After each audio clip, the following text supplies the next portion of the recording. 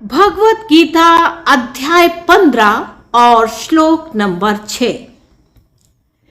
न तद भाषयते सूर्यो न शशांको न पावकः यद्गत्वा न निवर्तन्ते तद धाम परमं मम।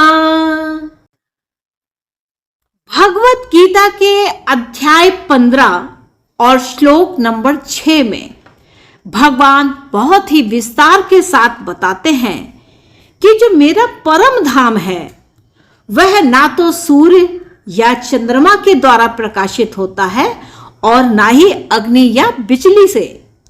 जो लोग एक बार मेरे धाम को पहुंच जाते हैं वे इस भौतिक जगत में फिर से लौट कर नहीं आते।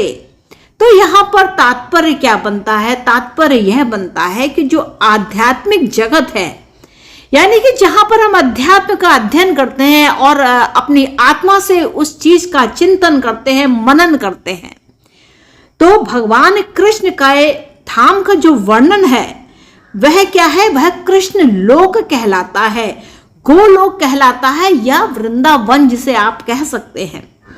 तो वहां पर क्या है कि जब हम कृष्ण के धाम में होते हैं, कृष्ण की आभा में होते हैं, तो जो हमारा हृदय है वह स्वयं में प्रकाशित रहता है।